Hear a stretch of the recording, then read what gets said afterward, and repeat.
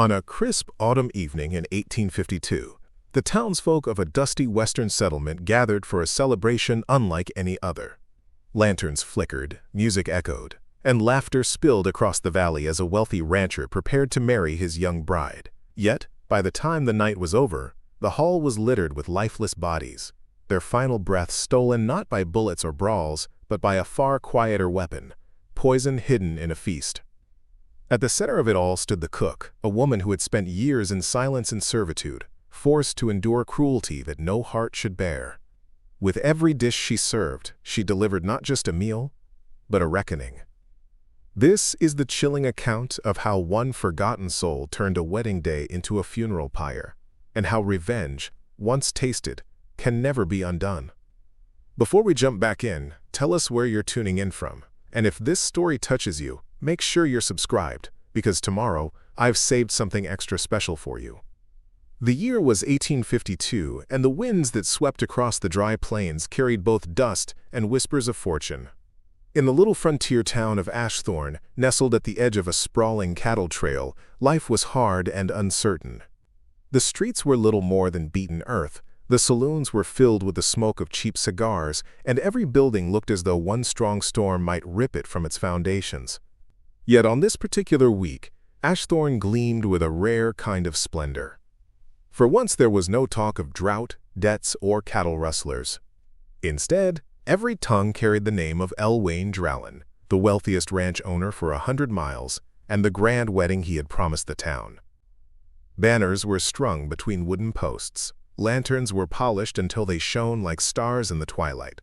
Even the old church bell, silent for months, was scrubbed down to announce the union of Elwain and Talise Corvain, a woman whose beauty had already become the subject of fireside tales.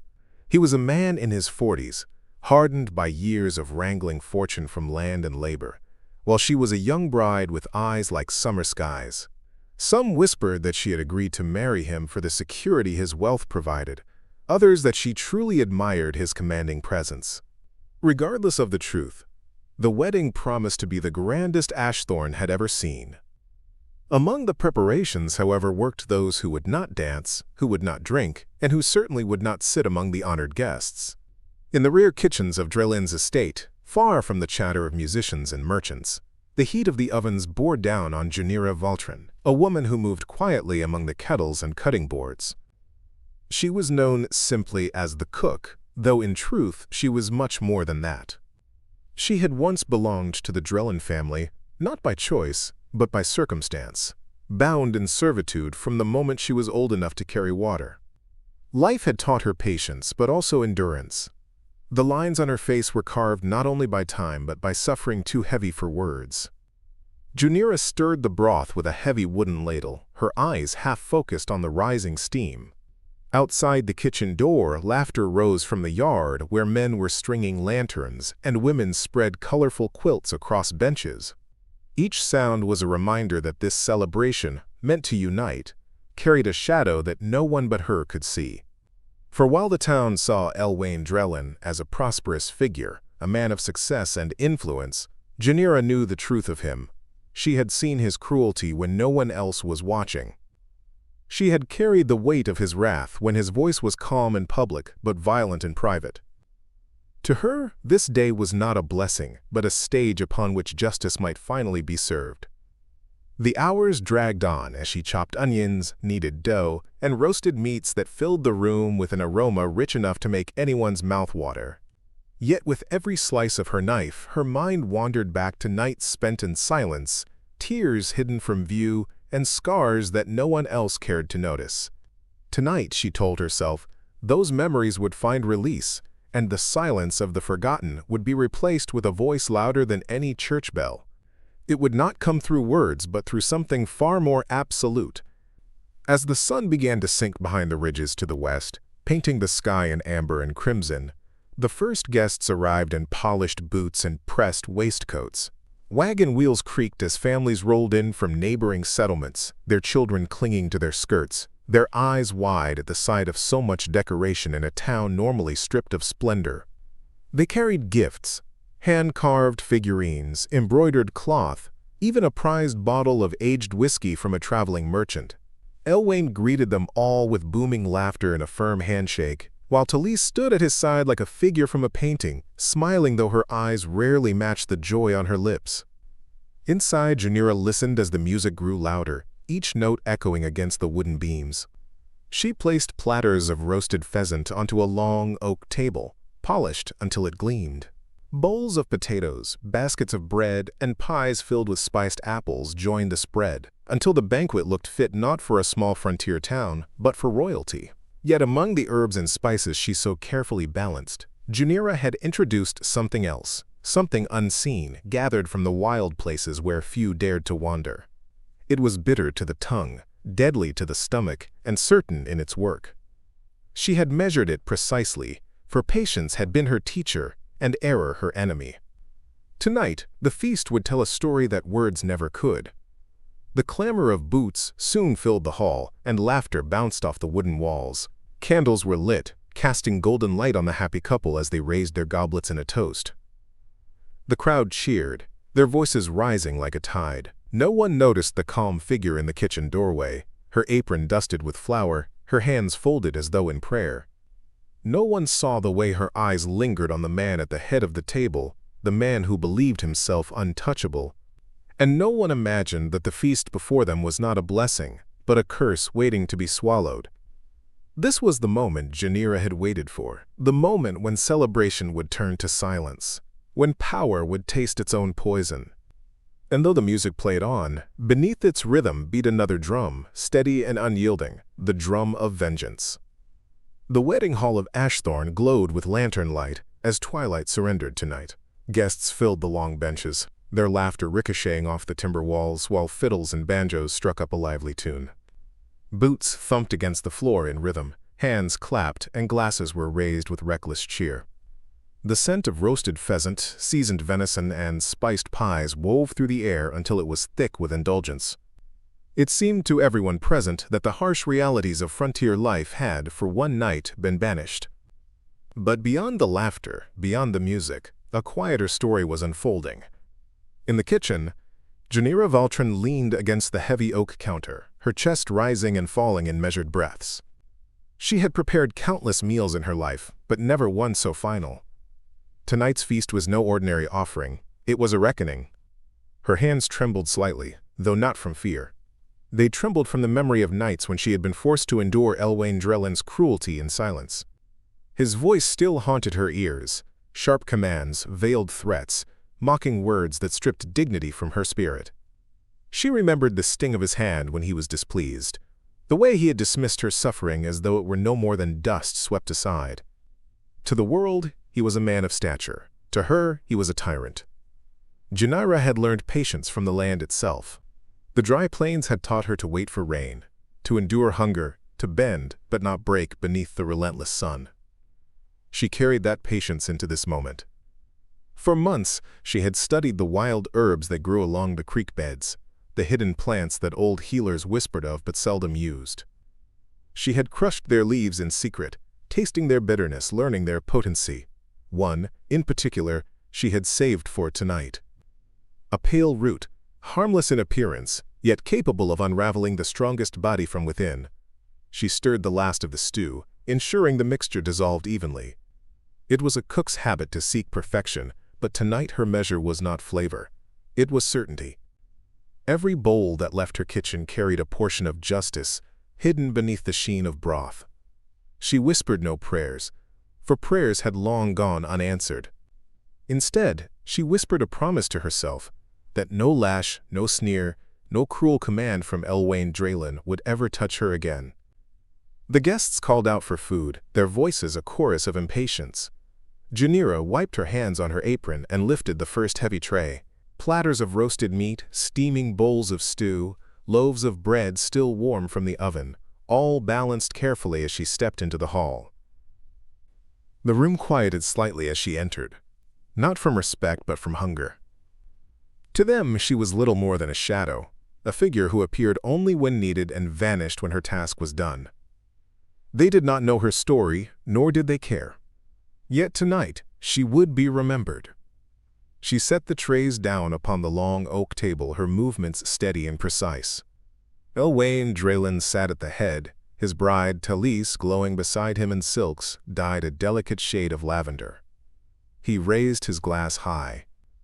Preparing and narrating this story took us a lot of time, so if you are enjoying it, subscribe to our channel, it means a lot to us. Now back to the story.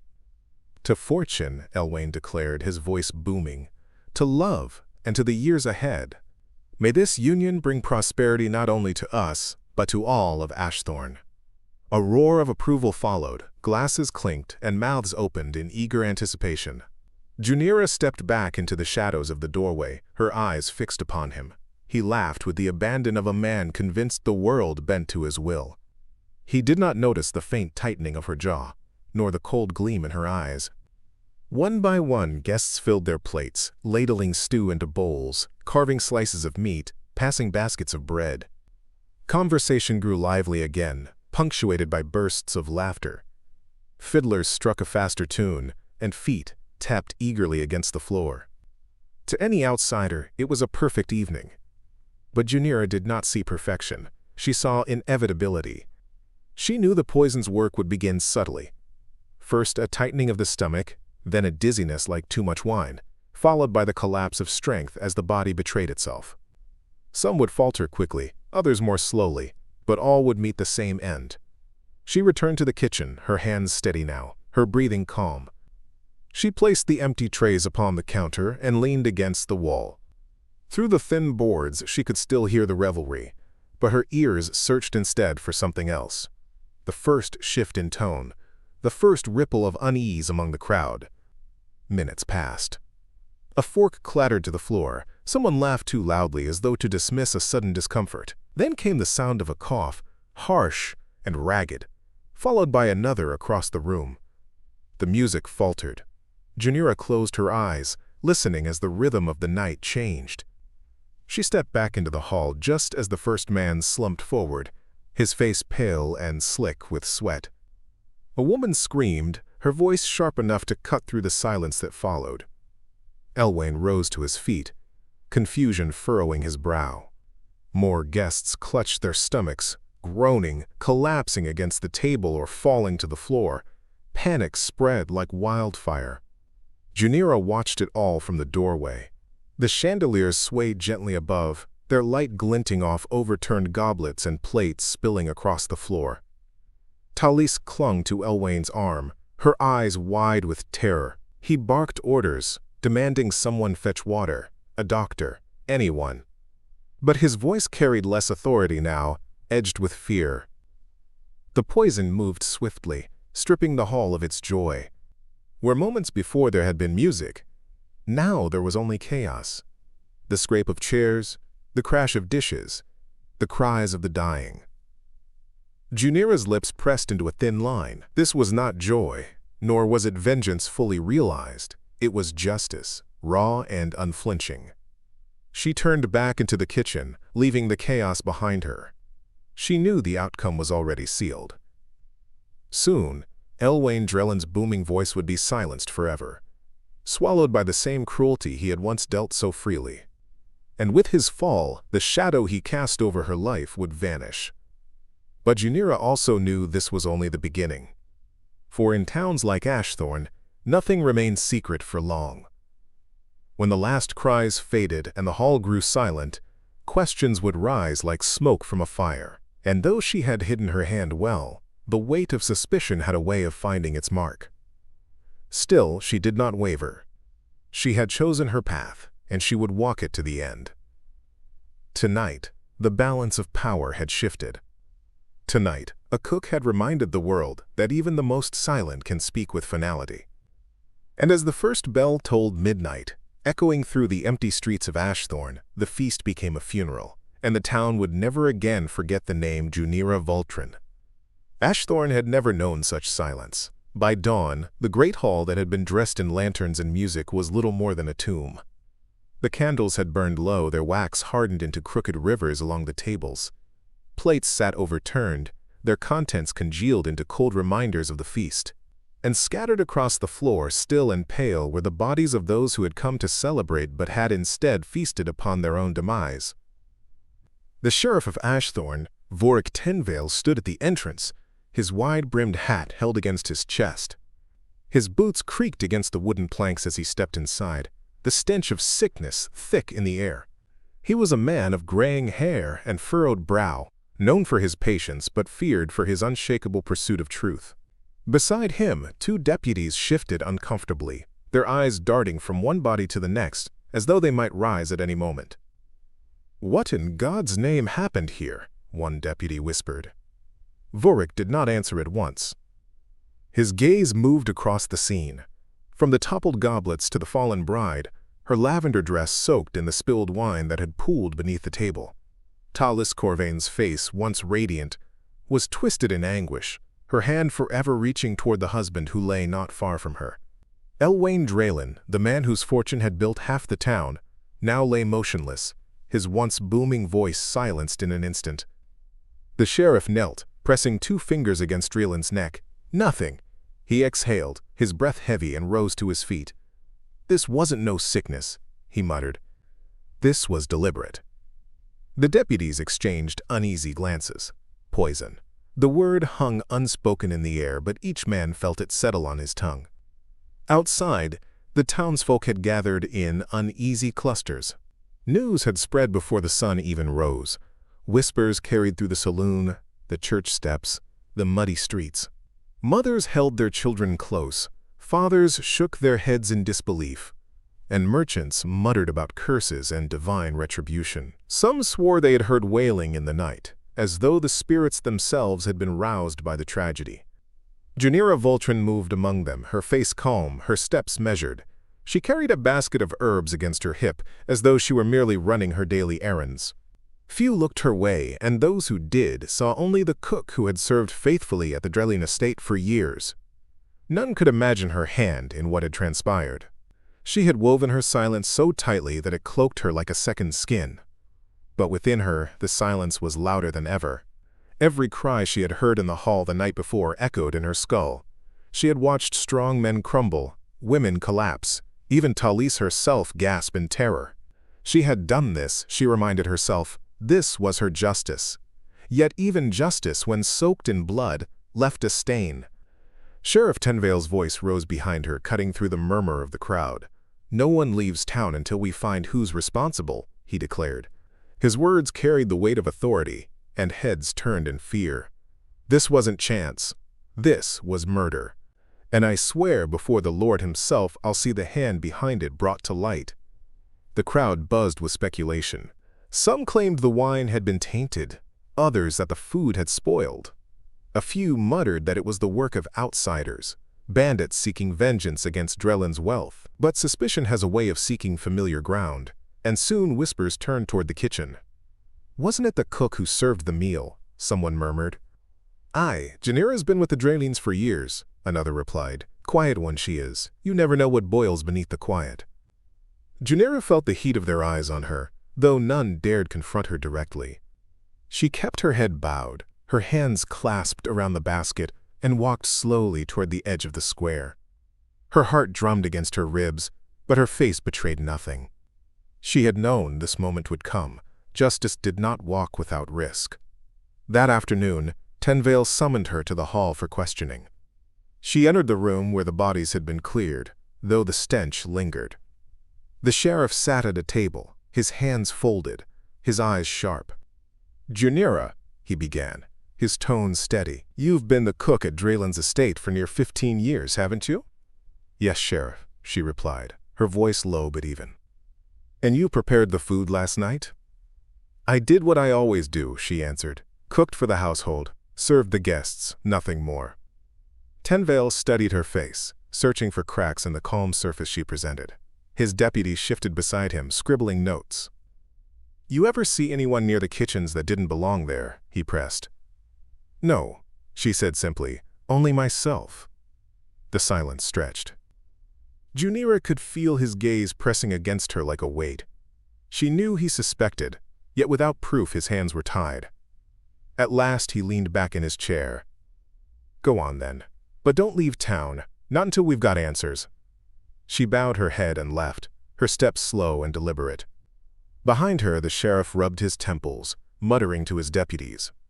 Mark me, boys, that woman knows more than she lets on." That night, as darkness fell over Ashthorne, the town was restless. The saloon was quiet, the church candles burned longer than usual, and mothers barred their doors. Fear had seeped into every corner, and with it suspicion. They whispered of curses, of old debts, of vengeance long buried. And always, the whispers circled back to Janira. Yet she remained still. In her small quarters behind the kitchen, she sat with a single candle burning low, her hands folded in her lap. She thought not of the sheriff, nor of the town's whispers. She thought only of Elwain Drellin, and of the silence that now stretched, where once his voice had filled her nights with torment. For the first time, she felt free. But freedom is fragile, and silence does not last forever.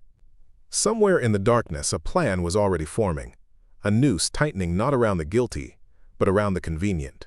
And Janira knew deep down that justice often comes at a cost that even the vengeful cannot escape.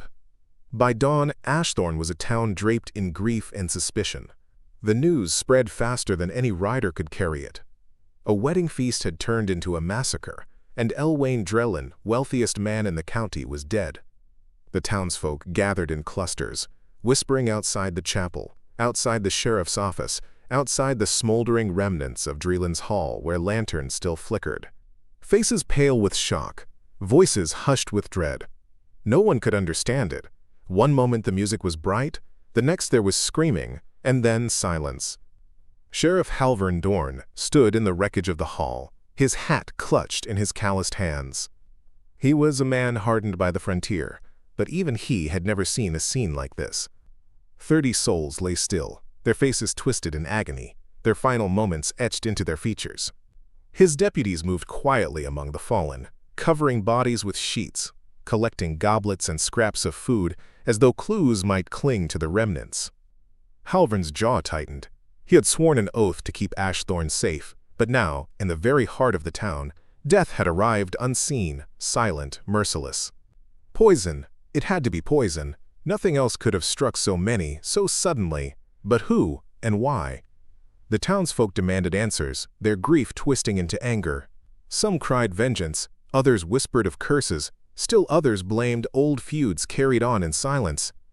But one truth rose louder than all. Someone in Ashthorne had done this. Janira Valtrin's name was not spoken yet, not aloud, but suspicion stirred beneath the surface. She had been the cook, after all, the unseen hand behind the feast. And though no one had witnessed her slip anything into the food, the logic was too simple, too damning. If poison had been in the meal, then surely the one who prepared it must know why. By mid-morning, Sheriff Dorn called a meeting in the chapel. Every able-bodied man and woman was summoned, the benches filled until there was standing room only. Lanterns cast uneasy shadows across the walls as Halvern took the pulpit, his voice steady but grim. "What happened last night," he began, "was no accident. This was deliberate. Someone poisoned that meal, and now we've lost friends, neighbors, kin. Elwain Drellin is dead, and so are 30 others. I don't aim to let this pass unanswered." A murmur rippled through the crowd, faces turned, eyes narrowing, searching one another for guilt. "Now," Halvern continued, "I've sent word to the county seat for a physician and an investigator, but until they arrive it falls on us to hold steady. There will be no panic, and there will be no mob justice. Do you hear me? Whoever did this will answer, but they'll answer by law, not by torch or rope." Yet even as he spoke, his eyes drifted to the edges of the crowd. He had lived in Ashthorne long enough to know how quickly fear could turn to violence. If a name was whispered loud enough, if a story caught fire, then no law could stop what came next. And already, the whispers had begun. She was in the kitchen. She served the food. Janira, the cook. The name spread from mouth to mouth like dry grass catching flame. Some repeated it in uncertainty, others with conviction, but each time it grew louder. Soon the murmur became a chorus. By the time the meeting ended, suspicion had found its mark. Janira, meanwhile, had not slept. She had walked until her legs ached, until the hills loomed high above her, and the town was a distant smudge of smoke and sorrow. She had found shelter beneath a rocky outcrop, where the dry wind carried the scent of sage and dust. There she sat, knees drawn to her chest, staring at the horizon as the sun rose blood-red in the east. Her hands no longer trembled, but her heart beat heavy with the knowledge of what would come. She had lived in Ashthorne long enough to know the nature of its people. They did not forgive easily, and they did not forget. They would not see her act as justice but as treachery, a betrayal of trust. For the first time since the feast, doubt crept into her mind. Had she acted too boldly, too openly? Could she have found another way, a quieter way, to end Elwain's cruelty? But as quickly as doubt came, she crushed it. Elwain was dead, and with him the power he wielded so cruelly. That truth remained, unshaken. Yet survival was another matter. If she lingered near Ashthorne, she would be hunted. If she fled too far, she would be branded an outlaw, pursued across the plains by men eager for bounty. Either path was perilous, and either way, her life as she had known it was over. Back in town, Sheriff Dorn sent riders to search the hills, his deputies armed and determined. He did not yet speak Janara's name, but his men knew where to look. The cook was missing, and her absence was louder than any accusation. By nightfall, lanterns burned along the main street of Ashthorne, casting their glow over men and women who lingered late, speaking in hushed voices. The once bustling town felt uneasy, as though the very ground beneath their boots had shifted. They looked to the sheriff for answers, but his silence was a weight pressing on them all. And so the people filled that silence themselves, with stories, with rumors, with fear. Some swore they had seen Janira slip away with a vial in her hand. Others claimed she had been muttering curses under her breath as she stirred the stew. Each story was false, yet each added fuel to the fire. By the second night, the whispers had become demands. A group of townsmen gathered outside the sheriff's office, their voices loud, their faces hard. "She's guilty," one spat. "Bring her back, Sheriff," another said. "We'll see justice done." Halvard Dorn stood firm in the doorway, rifle slung across his shoulder, eyes steady. "You'll see justice done when the law says so, not before." But even he knew the tide was turning. The town was restless, hungry for blame, and no law could hold back hunger forever. Out in the hills, Janira watched the glow of Ashthorne from afar. She could almost hear the murmur of the town, carried on the wind like a distant storm. She knew her time was running short. She would have to choose: flee into the wilderness, risking the dangers of the unknown, or return to Ashthorne and face whatever awaited her. The choice weighed heavy on her, heavier even than the silence that had followed her revenge. Janira Valtrin had always been a shadow in Ashthorne, someone who moved quietly between stove and table, who spoke only when spoken to, who kept her head down in a town that noticed everything yet remembered nothing about her. But now the shadow had a shape. The whispers gave it her name. And in a town desperate for answers, shadows were easier to blame than truths too terrible to face. She had fled into the hills with nothing more than a water skin, a crust of bread wrapped in cloth, and the weight of her revenge pressing against her chest. Each step she took carried her farther from the hall, farther from the dead, and farther from the person she had once been. Yet each step also drew her closer to something she had not expected: doubt. The hills were vast and wild, filled with coyotes that howled at night and hawks that circled overhead by day. She kept to dry creek beds and thorny thickets, moving like the hunted thing she had become. Hunger gnawed at her belly. Thirst cracked her lips. And always, the memory of the feast followed her like a ghost. The clatter of forks, the laughter turning to screams, Elwain Drellin's face contorted in terror as life left his body. She told herself she had no regrets. Elwain had earned every ounce of suffering he endured. He had taken from her more than words could measure, and now he had paid the price. But what of the others? 30 souls had gone with him. Guests who had raised their glasses in cheer, bridesmaids who had danced in joy, musicians who had played with heart. They had not been her enemies, and yet their blood was on her hands too. For the first time since the act, she wondered if revenge had blinded her, if in her hunger for justice she had consumed more than she had meant to. Meanwhile, Ashthorne boiled with unrest. Sheriff Halvard Dorn walked the streets with his deputies day and night, but his presence was a dam straining against a rising flood. The people wanted closure. They wanted someone to hang, and the cook's disappearance sealed her fate in their minds. To them, guilt was not proved by evidence but by absence. By the third day, riders returned with news. "We found tracks," one deputy reported, "heading north into the hills." Halvern's face hardened. He knew those hills, knew how vast, how merciless they could be. A person could disappear in them forever, or die within a week. "Send another party," he ordered. "Alive if we can, dead if we must." The men nodded, but their eyes betrayed their thoughts. Alive would be difficult. Alive would be inconvenient. Dead would be simpler. That night a crowd gathered outside Draylen's ruined hall, torches flickering, voices rising. Widow Talise, pale and trembling, stood on the steps. Her grief had soured into rage. "She killed him!" she cried, her voice shrill. "That woman, Junira, she poisoned him, poisoned us all. My husband, my family, my friends, they're gone because of her." The crowd roared in agreement, fists shaking in the firelight. "Bring her back! Hang her! Make her pay!" Sheriff Dorney stepped forward, rifle in hand. "The law will decide her fate," he said firmly, though his words were drowned by the cries of the mob. He could feel the ground shifting beneath him. If Junira was caught, she would never see a trial. The people of Ashthorne would see to that themselves. Junira knew none of this as she made camp beneath a twisted cottonwood tree, the stars sharp and cold above her. She chewed the last of her bread slowly, savoring each dry bite. Tomorrow she would have to forage, roots, berries, anything to keep her strength. She closed her eyes, but sleep did not come. Every rustle in the brush set her heart racing.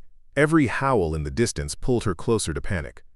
She dreamed, when sleep finally claimed her, of Elwain Draylen standing at the head of the table, his face pale, his lips curled in that familiar sneer. "Did you think it would end with me?" he asked, his voice echoing. "Did you think death would silence me? You'll never be free, Junira, never." She woke with a start, sweat soaking her brow, though the night air was cold. For a long time she sat still, listening to the silence until the first light of dawn painted the horizon. It was then she heard them hoofbeats. Distant at first, then nearer, the steady rhythm of pursuit. Her heart leapt into her throat. They were coming. She scrambled to her feet, gathering her meager belongings, and slipped into the brush. Her legs burned as she moved uphill, away from the open ground, weaving between rocks and scrub. The hoofbeats grew louder, voices carrying across the dry air. "Tracks are fresh. She can't be far." Junira pressed herself flat against a boulder, forcing her breath into silence. Through a gap in the stone, she saw them. 4 riders, rifles slung, eyes scanning the ground like wolves on a scent. Their horses snorted, kicking up dust, their shadows long in the rising sun. For a moment, she dared to hope they would pass, but one rider slowed, pointing to the ground. "Here," he called. "Boot prints. She went this way." Her pulse thundered in her ears. She could run, but the hills offered little cover, and the riders were faster. She could hide, but the brush was thin. And so she did the only thing she could. She waited until their backs turned, then slipped silently into a narrow ravine, praying the earth would swallow her tracks. Hours passed as she moved through the winding cut of stone, her hands scraped raw from the climb, her throat dry as dust. She dared not stop. The riders' voices faded behind her, but she knew they would not give up. Not while the town demanded her blood. By midday she collapsed beneath the shade of an overhang, gasping for breath. She pressed her back against the stone, closing her eyes, and for the first time since the feast, tears came. Hot, bitter tears that scalded her cheeks. She had wanted freedom. She had wanted justice. Instead, she had traded chains for pursuit, cruelty for exile. She had become what the town feared most: a ghost, a killer, a woman with no place among them. In Ashthorne, Sheriff Dorn sat at his desk, staring at the reports laid before him. The riders had not caught her. The hills had swallowed her whole. For now. Talise stood in his doorway, her eyes red but burning with fury. "Find her," she hissed. "I don't care how long it takes. Find her and bring her to me." Halvern met her gaze. Weariness etched into his features. "And what then, Talise? What'll you do with her?" Her lips curled into something that was not quite a smile. "I'll make sure she suffers like we've suffered." The sheriff sighed, leaning back in his chair. He had upheld the law his whole life, but in Ashthorne now the law was losing its hold. Justice was no longer measured by truth but by vengeance, and he feared that if Janira returned, alive or dead, the town would never be the same again. That night, as Janira lay beneath the open sky, hunger twisting her stomach and exhaustion heavy in her limbs, she realized a truth more terrible than any she had faced before. Revenge had not freed her. It had only bound her to Elwain Dreelan in a new way. His death had not erased his shadow. It had lengthened it, stretching far beyond the hall, beyond the town, into the very hills where she now hid. And as the coyotes howled, she whispered into the darkness, not a prayer but a confession. "I thought killing you would end it, but maybe it only began." Her words were swallowed by the night, leaving only silence. Silence heavier than chains, heavier than grief, heavier even than death. For Janira Valtrin, the cook who poisoned her master, the road ahead was not freedom, but a reckoning that stretched farther than the horizon. And Ashthorne, the town she left behind, would never sleep peacefully again. The hills of Ashthorne were no place for the weak. The land was bone dry, scattered with thornbrush, rattlesnakes, and the kind of silence that could unmake a person's courage. To those who knew it well, the land was a map of hidden springs and shaded gullies. To those who did not, it was a graveyard waiting for bones. Janira Veltrin pressed on through the rocky terrain, her body aching with hunger and thirst. Each step was heavier than the last, but she refused to stop. To stop was to be caught, and to be caught was to die. Not quickly, not mercifully, but under the fire of the townsfolk's wrath. Behind her, the hoofprints of riders had already faded under the wind, but she knew they would not stop hunting. Ashthorne needed someone to blame, and her name had already been carved into their minds as the culprit. Her only chance was to keep moving, to stay ahead of the whispers that carried faster than the horses themselves. By the third day, Janira's lips had cracked, her throat parched to the point of pain. She stumbled across a dry creek bed, its stones bleached white under the sun, and sank to her knees. For a long moment she thought of letting the land take her, that perhaps it was easier to surrender than to keep fleeing a fate that seemed inevitable. But then she thought of Elwain Dreelan, his face twisted with fear at the feast, the sound of his bride's scream as he fell. She thought of every lash, every insult, every cruel demand he had inflicted upon her. His shadow still lingered in her mind, but now it pushed her forward instead of holding her down. She had not survived this long only to give up here. She forced herself back to her feet, staggering onward until the faint trickle of water reached her ears. In a shallow cleft between rocks, she found a spring, clear and cold, seeping through the stone. She drank greedily, the water burning her throat in its relief, and for the first time since fleeing Ashthorne, she allowed herself to breathe. That night, she built a small fire, hidden among the rocks. She roasted a handful of roots she had dug from the earth, bitter but filling enough to quiet her hunger. As she stared into the flames, memories stirred unbidden. Her mother's face, worn and gentle, long gone to the grave. Her younger years, when she still believed in hope. The years of servitude that had hardened her spirit into silence. And now, this. A fugitive, with nothing but the clothes on her back and the memory of 30 lives lost in her pursuit of justice. In town, Ashthorne was unraveling. Sheriff Halvern Dorn stood at the edge of Dreelan's ruined hall, lantern in hand, as deputies argued among themselves. The doctor from the county seat had arrived, confirming the townsfolk's suspicions. Poison. Strong. Deliberate. No accident. It had to be the cook, one deputy said, spitting into the dirt. Who else had the chance? Who else touched every plate? Halvern rubbed his temples, his weariness plain. I don't dispute she cooked the meal, but I've known Janira near all her life. She never raised her voice, never caused a stir. This don't sit right with me. You think she's innocent? Another deputy scoffed. She ran, Sheriff. Guilty folk run. The sheriff's gaze darkened. Innocent folk run too, when the noose is already tied. But his words carried little weight against the tide of anger sweeping through the town. Widow Talise fanned the flames of vengeance wherever she went, her grief twisting into a weapon.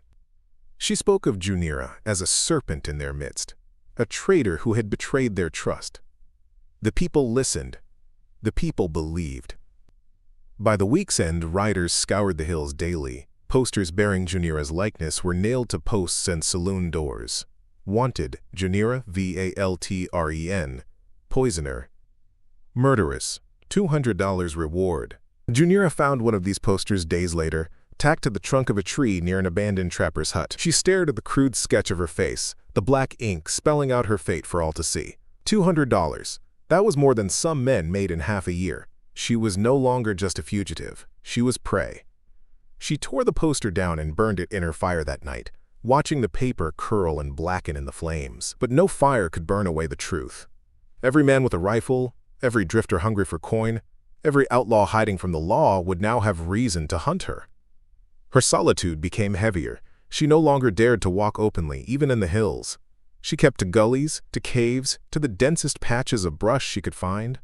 Her nights were sleepless, her ears attuned to the snap of a twig, the distant echo of hoofbeats. The land itself seemed to close in around her, pressing her into smaller and smaller corners. One evening, as she crouched in the shadow of a canyon wall, she saw them, two bounty hunters moving along the ridge, rifles slung, eyes scanning the rocks below. Their voices carried on the wind. "She's out here somewhere. $200 says we'll find her before week's end." Junira's heart thudded in her chest. She pressed herself into the stone, barely daring to breathe as their shadows passed overhead. For hours she remained still, even after their footsteps faded, until the stars wheeled overhead and the night grew quiet once more. It was in that silence that the weight of her choices pressed hardest. She had killed Elwain Draylen, but in doing so she had chained herself to his memory more tightly than before. His death had not freed her. It had cast her into a cage without walls, where every shadow could be an enemy and every sound could mean death. And yet, somewhere deep within, a spark of defiance still burned. She thought of the years she had been nothing more than a servant, her voice silenced, her life dictated by another's whims. Even now, hunted and hated, she was her own. Every step she took was hers, not his. Every choice she made was hers, not his. The thought steadied her. Weeks passed. The hills grew colder as autumn crept across the land, the nights sharp with frost. Junira's body thinned, her clothes wore ragged, but still she endured. She learned to set snares for rabbits, to gather pine nuts, to drink from springs hidden in the rock. The wilderness became her teacher, and survival her only creed. But survival was not the same as living. Each night, as she lay beneath the stars, she wondered how long she could go on like this. She could not return to Ashthorn. She could not outrun the bounty forever. Sooner or later the land or the hunters would claim her. One night, as the wind howled through the canyon, she whispered into the darkness, "If there's a place for me, let me find it. If not, let me vanish." The stars gave no answer. Back in Ashthorn, the town began to change. Draylen's absence left a void of power, one that others scrambled to fill. Merchants quarreled over land, cattlemen pushed for water rights, and Talise clung to the remnants of her husband's wealth with iron resolve. The hall stood empty, a husk haunted by whispers of ghosts. But one thing remained constant, the name Junira Valtren. Children spoke it as a curse. Drunks muttered it over spilled whiskey. Preachers used it as a warning. She had become more than a fugitive. She had become a legend, twisted, feared, retold in every corner of Ashthorn. And far out in the hills, the woman herself lay awake beneath the stars, listening to the silence, wondering if the legend would outlive the truth. The wind in the hills was sharp that autumn, dry as old bones, and restless as the rumors that still churned in Ashthorn. Weeks had passed since the poisoned wedding feast, but the fire of vengeance had not dimmed. If anything, it burned hotter. With each day, Junira Valtren remained at large. In the saloons, men spoke of her in hushed tones over cards and whiskey. Some called her a cold-blooded killer, others a cunning witch who had bewitched the stew. A few claimed she was no more than a desperate woman striking back against years of cruelty, though such voices were quickly drowned beneath the roar of thirst for justice. Ashthorn did not want explanations. Ashthorn wanted closure, and closure meant blood. Sheriff Halvern Dorn carried the weight of this anger like a stone in his chest. Every day he walked the dusty streets, hat brim pulled low, eyes sharp. He had lived long enough to know that when townsfolk grew restless, law was a fragile thing. They wanted action, not caution. Engineer's continued escape made him appear weak in their eyes. Talise Drelin made sure of it. Widowhood had hardened her features into something sharp, her grief sharpened into venom. She attended church every Sunday in her lavender shawl, sat in the front pew with tears shining in her eyes, and afterward cornered anyone who would listen. "She murdered my Elwain," she would say, her voice quivering with righteous fury. "She murdered my kin, my friends, and still she walks free? Where is the justice? Where is the law?" Her words sank into ears eager to believe. Men who had lost sons at the feast clenched their fists tighter. Women who had lost sisters turned their faces away from the sheriff in the street. Children whispered Junira's name as though it summoned ghosts.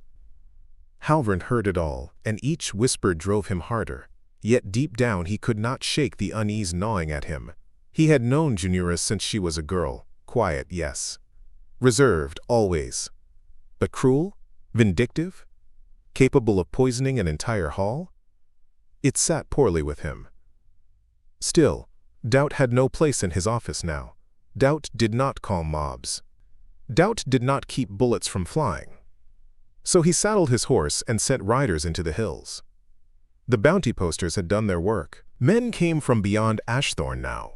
Drifters, bounty hunters, even outlaws seeking to trade one crime for coin. They rode into town with their eyes hungry, their guns polished, their questions sharp. Where's the last place she was seen? How much truth in that $200 reward? You want her alive, Sheriff, or dead'll do? Halvern answered each as firmly as he could. Alive, always alive. But he knew his words carried little weight once men rode out of town. $200 was enough to make most men deaf to orders.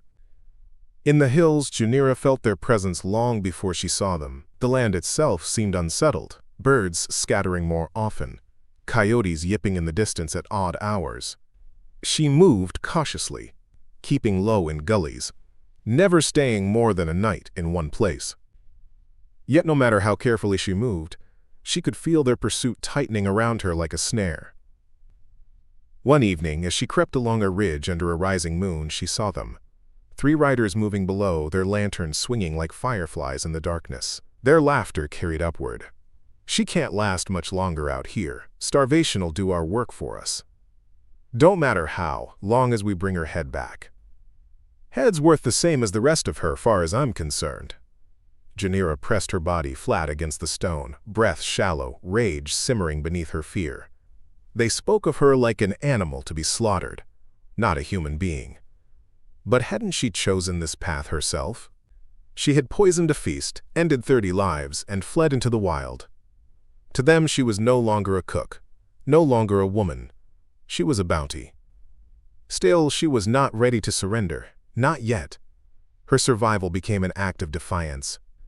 She trapped rabbits with snares woven from her torn apron strings, roasted them over tiny fires hidden in caves. She gathered prickly pears, their sweet water staving off thirst. She patched her worn shoes with scraps of leather torn from her belt. But each day took its toll. Her frame thinned, her hands calloused, her once smooth skin cracked by sun and wind. When she caught her reflection in a pool of water, she hardly recognized herself.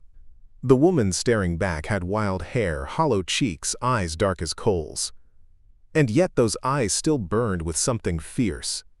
Not hope, not peace, but defiance. In the solitude of the hills, she spoke aloud sometimes, her voice rough from disuse. She spoke to her mother, long buried. She spoke to Elwain, though the words were curses. She spoke to herself, if only to remind herself she still had a voice. "You thought you silenced me," she muttered one night, staring into her fire. "But I'll not vanish easy, not for you, not for them."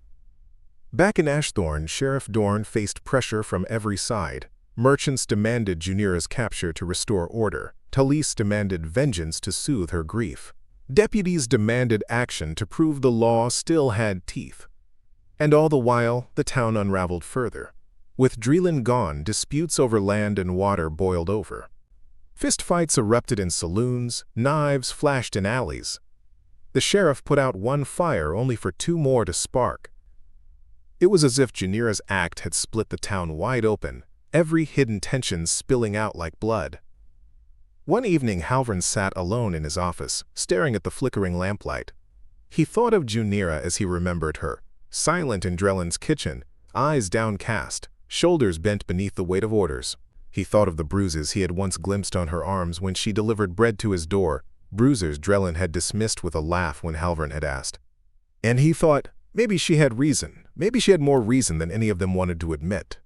But reason did not erase 30 dead. Reason did not calm Tafelisa's cries. Reason did not quiet a mob. For the first time in years, Halvern felt the burden of the badge heavier than he could bear. It happened on the 12th week of her flight. Junira was moving along a dry wash when she heard the snap of a branch behind her. She spun, knife in hand, heart pounding. A figure stood there, one of the bounty hunters she had glimpsed before, rifle leveled at her chest. His grin was wolfish. "Easy now, darlin'," he drawled. "Ain't no sense runnin' day. $200 says you're comin' with me." Junira's grip tightened on the knife. Her mind raced. She could fight, but he had the gun. She could flee, but the wash was too open. Then a second voice came, sharp and steady. "Drop it, Barnes." The hunter stiffened. Slowly, he lowered his rifle, turning to face the newcomer. Sheriff Halvern Dorn sat on horseback at the rim of the wash, rifle across his saddle. "This ain't your quarry," Halvern said. "Not like this." Barnes spat. "Hell it ain't. Poster says she's worth 200, dead or alive." "And I say she's alive," Halvern replied, his voice iron. "You want your bounty, you'll take her through me." The hunter cursed under his breath, but he knew better than to test the sheriff of Ashthorne. With a glare at Junira, he slung his rifle and rode off, dust rising in his wake. Junira stood frozen, knife still in hand, chest heaving. Halvern dismounted slowly, keeping his hands visible. "You best put that down," he said quietly. Her voice cracked from disuse. "Why are you here?" "Because if they find you, they'll kill you on sight," he said, "and that ain't justice." She laughed bitterly, the sound harsh in her throat. "Justice? You think Ashthorne cares about justice? They want me swinging from a rope." "Maybe they do," Halvern admitted. "But my job ain't to give them what they want, it's to give them what's right. And right means you face trial, not bullets." Junira stared at him, torn between disbelief and exhaustion. She had not expected mercy, not from anyone, yet here stood the law itself, offering her a chance. "You'll hang me," she whispered. "That ain't for me to decide," Halvern said. "But if you keep running, it won't matter. The hills will take you, or the hunters will. This way, maybe you stand a chance." For a long moment silence stretched between them, heavy as the desert sky. Then Junira's hand trembled, and the knife clattered to the ground. She was too tired to keep running, too tired to keep fighting shadows. Halvern nodded once, then stepped forward. "Come on," he said, "let's finish this." And as the two figures, lawman and fugitive, walked back toward Ashthorne, the hills seemed to hold their breath.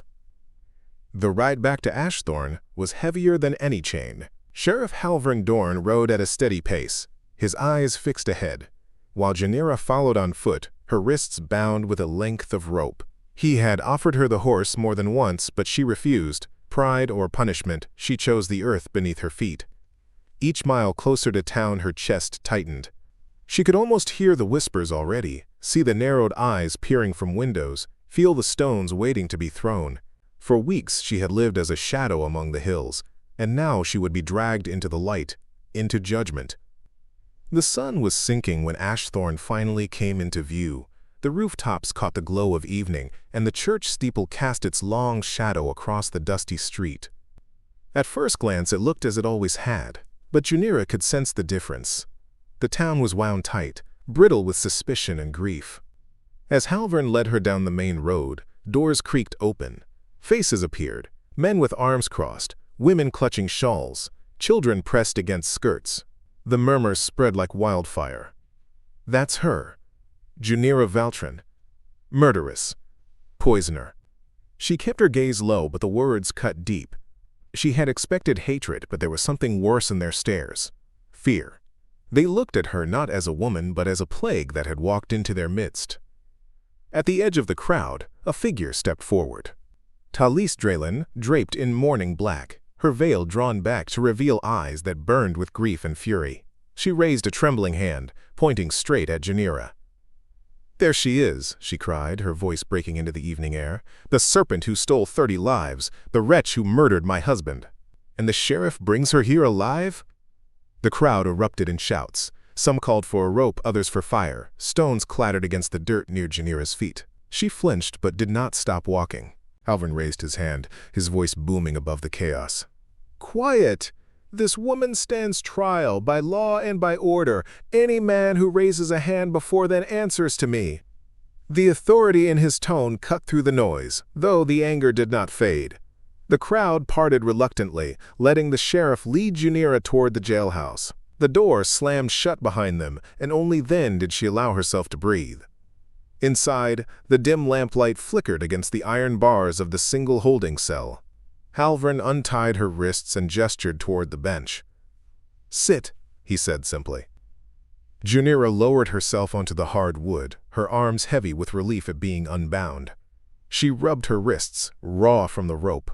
Halvern poured her a tin cup of water and slid it through the bars. "Drink. You'll need it." She drank, the water cool against her parched throat. Then she looked at him, eyes weary but sharp. "Why are you doing this?" He leaned against the wall, arms crossed. "Because I've seen what mobs do. They don't ask questions, don't wait for answers. You deserve a trial, Junira, no matter what the town thinks." Her laugh was bitter, hollow. "A trial? You think a jury from Ashthorne will spare me? They've already written my sentence." "Maybe," he admitted, "but it won't be by their rope in the street. That's the difference." Silence hung between them. Heavy with truth neither wanted to voice. Finally, Halvern turned and left her to the shadows of the cell. News of Junira's capture spread like wildfire. By morning, the whole town buzzed with talk of her trial.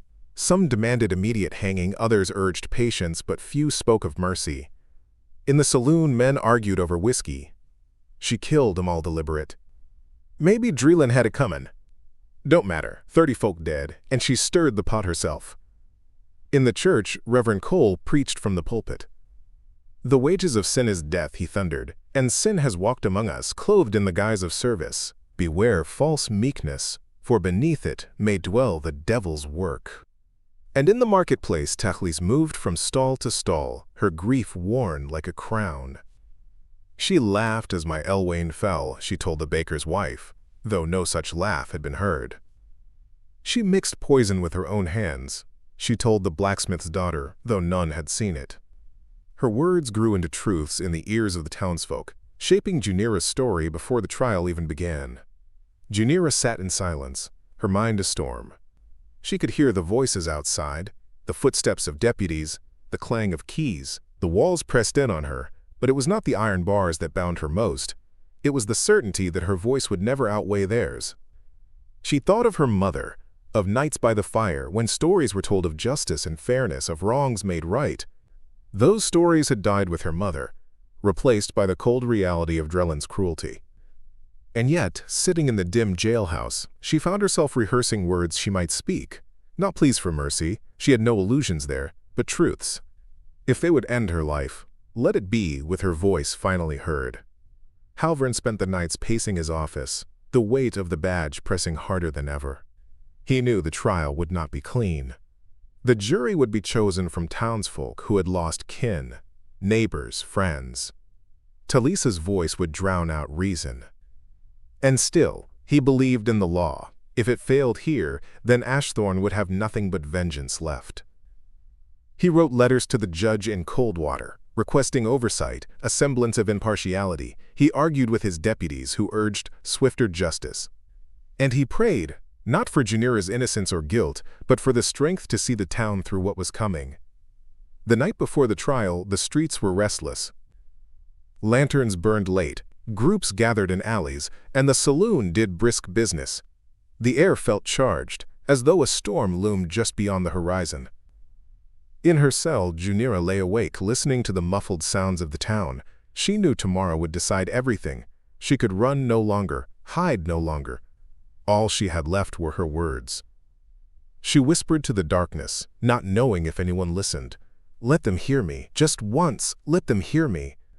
And outside, Ashthorn held its breath, waiting for the dawn. The morning of the trial dawned gray, a thin veil of clouds muting the sun. It seemed as though even the sky held its breath. Ashthorn gathered in force, filling the streets outside the courthouse. Men in worn coats, women clutching children, ranch hands smelling of dust and sweat, all pressed together, their voices a low rumble. For many, this was not just a trial. It was the chance to see grief answered, wounds closed, and rage satisfied. Sheriff Halvern Dorn led Junira from the jailhouse to the courthouse steps. Shackled at the wrists, she walked with her head high, refusing to bow beneath the weight of their stares. Whispers followed her every step. "That's her. Look at her, calm as you please." Devils in her eyes. Inside, the air was heavy with heat and judgment. The benches creaked beneath the weight of townsfolk, the judge presiding from the raised platform at the front. Judge Horace Ellery, summoned from Coldwater, was a stern man with a hawk's gaze. His very presence was meant to assure fairness, though Junira doubted the people would let any fairness stand. The proceedings began with the prosecutor, a lean man named Fitch, his voice sharp as a blade. He painted Junira as a serpent, a silent schemer who had waited years for her strike. Each word tightened the noose in the minds of the jury. "She did not merely poison Elwain Draylen," Fitch declared, pacing before the benches. "She poisoned the very heart of this town. 30 souls gone, and why? Because she carried malice in her heart. This was not desperation, not accident. It was murder, cold, calculated, merciless." The crowd stirred, some nodding, others whispering. Then came Talise. She took the stand dressed in black, her veil pushed back to reveal tear-streaked cheeks. Her voice trembled with grief, but her words struck like hammers. "I saw her that day," she said, eyes fixed on the jury. She smiled as she stirred the pot. "I thought it strange then, but now I know. She was smiling at our deaths. She took my husband, my family, my future, and she would take yours too if you let her live." Gasps rippled through the crowd. Junira's chest tightened. She had smiled that day, but not in malice. She had smiled at the thought of freedom, at the small, private act of defiance hidden in her stew. Yet Talise had twisted it into something monstrous, and the people believed her. When the time came for Junira's defense, the room grew tense. Sheriff Dorn had arranged for a young lawyer from Coldwater to stand for her, a nervous man named Alcott. He spoke of fairness, of presumption of innocence, of the cruelty Junira had endured under Draylen's hand, but his words were fragile things, swept aside by the tide of the town's anger. All eyes turned to Junira as the judge finally asked, "Do you wish to speak?" She rose slowly, her shackles clinking, her voice steady though her hands trembled. "I will speak," she said. And the room fell silent, waiting for the woman they had hunted, hated, and feared to finally break her silence. The courthouse was so still that Junira could hear the faint creak of the rafters above, the shallow breaths of the jury, and the distant clatter of a wagon rolling down Ashthorn's main street. All of it faded beneath the weight of 100 eyes fixed on her. She had lived her whole life in silence, trained to bow her head, to swallow words before they ever reached her lips. But now, silence would be her final coffin if she did not break it. Junira lifted her chin and let her gaze move slowly across the faces in the room. Men who had eaten her bread, women who had once taken scraps from her kitchen, children she had watched grow into restless youth. All of them staring now as though she were a beast, dragged into town from the wild. Her voice, when it came, was low at first but steady. "You want to know why?" she said. "Why I poisoned Elwain Draylen, why 30 lives were taken that night." A murmur rolled through the crowd, hushed quickly by Judge Ellery's gavel. Junira's eyes found Talise. The widow's face was pale with fury, her hands gripping her shawl as though it were the only thing keeping her upright. Junira held her gaze, unflinching.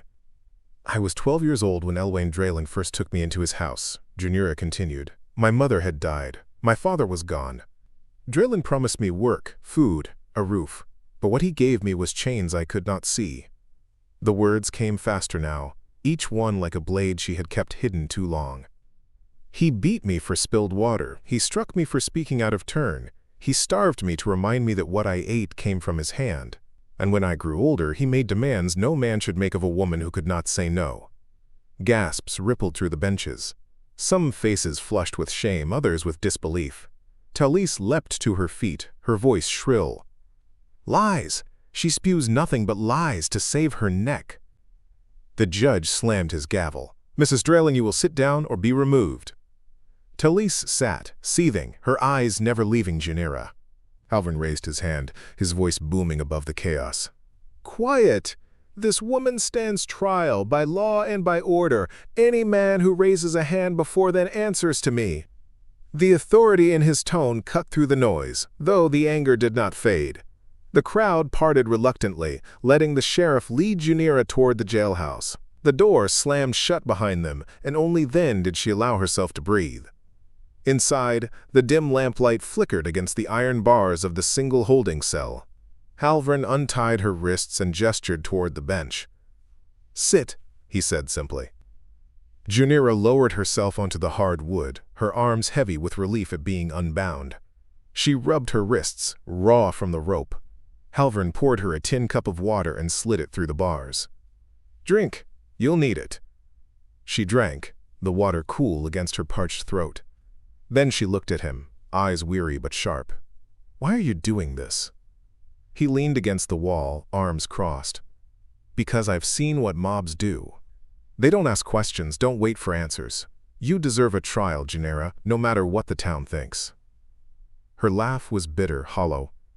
"A trial? You think a jury from Ashthorne will spare me? They've already written my sentence." "Maybe," he admitted, "but it won't be by their rope in the street. That's the difference." Silence hung between them, heavy with truth neither wanted to voice. Finally, Halvern turned and left her to the shadows of the cell. News of Junira's capture spread like wildfire. By morning, the whole town buzzed with talk of her trial. Some demanded immediate hanging, others urged patience, but few spoke of mercy. In the saloon, men argued over whiskey. "She killed 'em all deliberate." "Maybe Draylen had it comin'." "Don't matter, 30 folk dead, and she stirred the pot herself." In the church, Reverend Cole preached from the pulpit. "The wages of sin is death," he thundered, "and sin has walked among us, clothed in the guise of service. Beware false meekness, for beneath it may dwell the devil's work." And in the marketplace, Talise moved from stall to stall, her grief worn like a crown. "She laughed as my Elwain fell," she told the baker's wife, though no such laugh had been heard. "She mixed poison with her own hands," she told the blacksmith's daughter, though none had seen it. Her words grew into truths in the ears of the townsfolk, shaping Junira's story before the trial even began. Junira sat in silence, her mind a storm. She could hear the voices outside, the footsteps of deputies, the clang of keys. The walls pressed in on her, but it was not the iron bars that bound her most. It was the certainty that her voice would never outweigh theirs. She thought of her mother, of nights by the fire, when stories were told of justice and fairness, of wrongs made right. Those stories had died with her mother, replaced by the cold reality of Draylen's cruelty. And yet, sitting in the dim jailhouse, she found herself rehearsing words she might speak. Not pleas for mercy, she had no illusions there, but truths. If they would end her life, let it be with her voice finally heard. Halvern spent the nights pacing his office, the weight of the badge pressing harder than ever. He knew the trial would not be clean. The jury would be chosen from townsfolk who had lost kin, neighbors, friends. Talisa's voice would drown out reason. And still, he believed in the law. If it failed here, then Ashthorne would have nothing but vengeance left. He wrote letters to the judge in Coldwater, requesting oversight, a semblance of impartiality. He argued with his deputies, who urged swifter justice. And he prayed, not for Junira's innocence or guilt, but for the strength to see the town through what was coming. The night before the trial, the streets were restless. Lanterns burned late, groups gathered in alleys, and the saloon did brisk business. The air felt charged, as though a storm loomed just beyond the horizon. In her cell, Junira lay awake, listening to the muffled sounds of the town. She knew tomorrow would decide everything. She could run no longer, hide no longer. All she had left were her words. She whispered to the darkness, not knowing if anyone listened. "Let them hear me, just once, let them hear me." And outside, Ashthorn held its breath, waiting for the dawn. The morning of the trial dawned gray, a thin veil of clouds muting the sun. It seemed as though even the sky held its breath. Ashthorn gathered in force, filling the streets outside the courthouse. Men in worn coats, women clutching children, ranch hands smelling of dust and sweat, all pressed together, their voices a low rumble. For many, this was not just a trial. It was the chance to see grief answered, wounds closed, and rage satisfied. Junira's hands shook, but she forced herself to go on. "You all saw me quiet. You thought it was meekness. It was survival. Every smile, every nod. It was how I stayed alive under his roof. You dined in his hall, drank his whiskey, praised his wealth, and never once asked whose back bore the weight of it." The jury shifted uneasily. One older woman dabbed at her eyes with a kerchief. A rancher muttered under his breath, silenced by the glare of another juror. Junira drew a breath, steadying herself. "I poisoned him because there was no other way out. No court would listen. No sheriff would act. No preacher would condemn a man of wealth over the word of a servant. I waited, year after year, for mercy that never came, and so I made my own." Her words struck the air like a hammer. Even Judge Ellery leaned forward slightly, his stern face betraying the faintest crack of curiosity. "But 30 others died," the prosecutor Fitch snapped, rising to his feet. His voice rang sharp, eager to slice through the power of her testimony. "Men and women who were not Elwain Draylen. Are you proud of their deaths as well? Was that freedom too?" Junira's eyes closed for a moment, and when she opened them, they shone with unshed tears.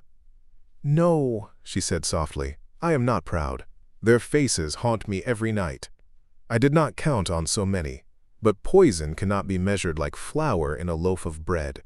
It spread further than I meant, and for that I carry the weight. But do not mistake my grief for regret of what I did to him. If I could take back the others, I would. But him? Never." The room exploded with noise, shouts, curses, gasps of horror and awe. Judge Ellery's gavel cracked against the desk, demanding silence. Fitch sneered, seizing the moment. "You admit it then. You killed them all." Junira stood taller, her chains rattling. "I admit I killed Elwain Draylen. I admit I poisoned his feast. And I admit I did it, knowing death would follow. But I will not stand here and let you tell me it was madness or cruelty that moved my hand. It was survival, it was freedom bought and the only coin I had left." Sheriff Halvern Dorn shifted where he stood against the wall, his jaw tight. He had known some of what Draylen was, but not the full horror. Now he felt the weight of his own silence through the years. The judge studied Junira carefully, his hands folded atop the bench. "You confess freely to the act. You claim reason and motive, though they do not erase the loss of 30 lives. Is there anything more you wish to say to this jury?" Junira let her gaze move across the faces before her once more. "You can hang me," she said, her voice ringing clear. "You can bury me and curse my name, but know this. You will not bury the truth. Elwain Draylen was no saint, no husband worth mourning, no master worth serving. He was a tyrant, and I ended him. And if that makes me a monster, then so be it. Better a monster who fought than a slave who stayed silent." Her words echoed in the hush that followed. The jury looked shaken, uncertain. Some exchanged glances, doubt flickering in eyes that had been filled only with anger days before. The prosecutor sat back down, his face tight with frustration. Talise trembled with rage, her lips pressed into a thin line. And Sheriff Dorn, he stood straighter, his eyes on Junira, and for the first time in weeks he felt a flicker of something he had not dared to before: respect. The judge rapped his gavel once more. "The jury will adjourn tomorrow for deliberation. Until then, this court is closed." As Junira was led back to her cell, the crowd erupted outside once more. But this time, their voices carried more than hatred. They carried division. Some still called her a murderer. Others whispered of justice long overdue. And a few, though they would never say it aloud, wondered if she had not done what they themselves had dreamed of, but never dared. The night after Junira's testimony, Ashthorne did not sleep. The town buzzed like a hive kicked open, its people spilling into saloons, parlors, and porches to argue until their throats turned raw. Some swore the woman had bewitched the jury with her lies, that her calm voice and steady eyes had draped a veil over her monstrous crime. Others whispered in corners, their voices low, saying maybe she had told the truth, that Elwain Draylen's shadow had been darker than any dared admit while he lived. Sheriff Halvern Dorn walked the main street as lamps flickered in the windows. He had broken up 2 fights already, men shoving one another over the question of whether Junira was demon or martyr. His boots crunched against the dust, his badge catching what little light the moon offered. He had worn that badge 15 years, long enough to know justice was rarely clean, but never had it cut him so deep. When dawn came, the courthouse filled again. The jury had been kept apart all night, locked in the upstairs room with bread, water, and their own uneasy consciences. Junira was led in by 2 deputies, her wrists bound. She looked thinner than she had the day before, but her eyes burned with the same unshaken fire. Talise was already there, veiled in black, her hands clasped in a show of piety that fooled no one who saw the venom behind her stare. Judge Ellery entered, his robes rustling, his gavel cracking the air like thunder. "This court will come to order." The jury filed in, 12 men and women who had aged a year in a single night. Their foreman, a farmer named Tobias Hearn, held the slip of paper with trembling fingers. "Have you reached a verdict?" the judge asked. "We have, Your Honor," Hearn said, though his voice cracked. The silence was suffocating. Even the air seemed to thicken. Junira stood straighter, waiting.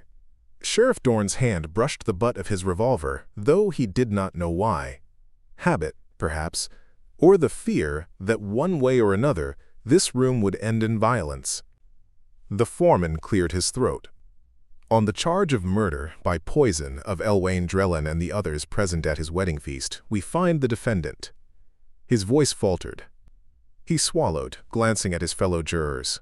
Some looked down at their hands, others at Junira, as though they could not bear to meet her eyes. "Guilty." The words hit like a hammer. Gasps, sobs, and curses erupted at once. Talise let out a cry that was half scream, half sob, throwing her hands to the heavens in triumph. Junira did not move. Only the smallest flicker crossed her face, not of surprise but of confirmation. She had expected nothing less. Judge Ellery's gavel slammed down again and again. "Order! This court will have order!" When the room stilled, he spoke. "The penalty for this crime is death by hanging. Sentencing will be carried out 1 week from this day." The gavel fell once more, and with it, the fragile balance of Ashthorne shattered. Outside the courthouse, the crowd split in 2 currents, some cheering, some shouting in protest. A group of ranch hands raised fists, calling Junira a hero. Others spat in the dust, demanding her neck be stretched that very night. Sheriff Dorn forced a path through the chaos, his deputies holding back the crowd as he escorted Junira to the jail. Shouts followed them all the way. Murderer, savior, witch, angel. Back in her cell, Junira sat quietly on her cot, her hands folded in her lap. Dorn lingered outside the bars longer than he meant to, studying her. "You don't look surprised," he said finally. She met his gaze. "You think I expected mercy from a jury that dined at Drellen's table?" "No, I am only surprised it took them the night to decide." Her calm rattled him more than anger would have. "You spoke truth yesterday, truth that should have mattered."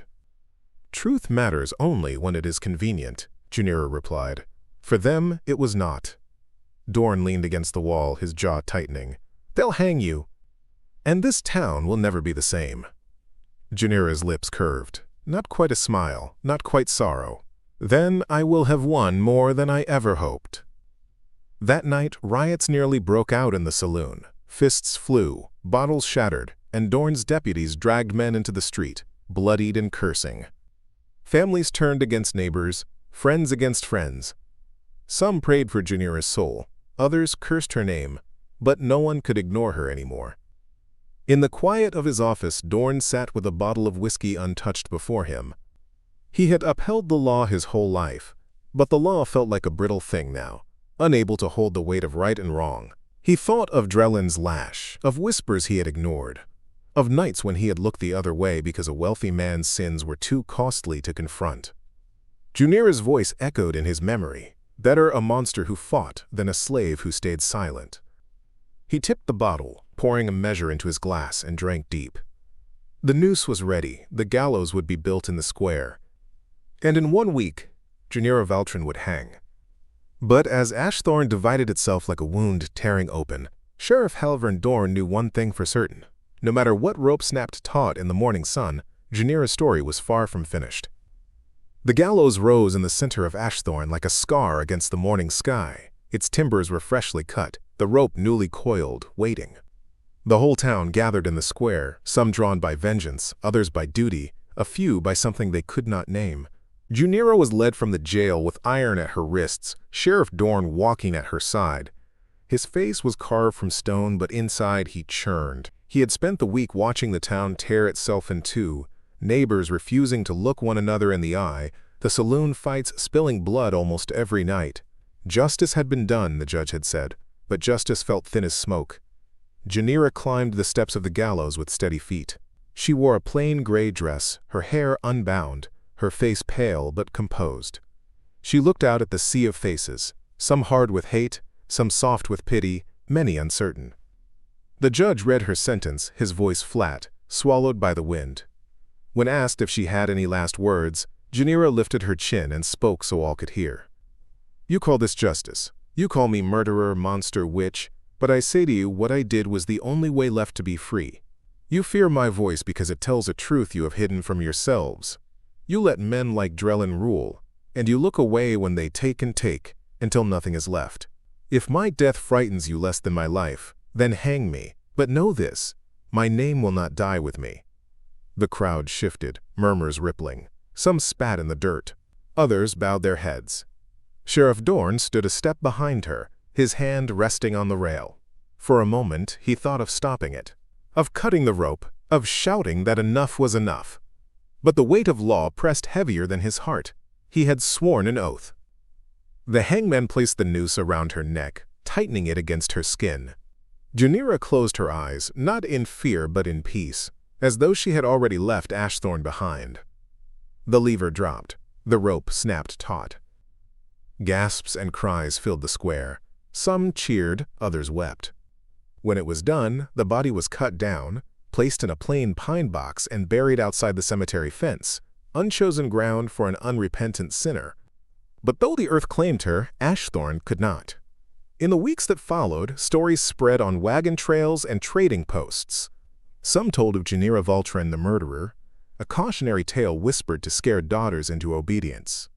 Others told of Junira the Avenger, the woman who broke her chains and took her freedom in fire and poison. And in Ashthorn itself the people carried on, but the wound remained. Drellin's name faded from lips, but Junira's lingered in the air like smoke that would not clear. Sheriff Halvern Dorn walked the streets with heavier steps. He enforced the law, but when he passed the place where the gallows had stood, he felt the rope around his own throat. Junira had died. Yet in dying, she had carved a truth into the bones of Ashthorn. Justice, law, and survival were not the same.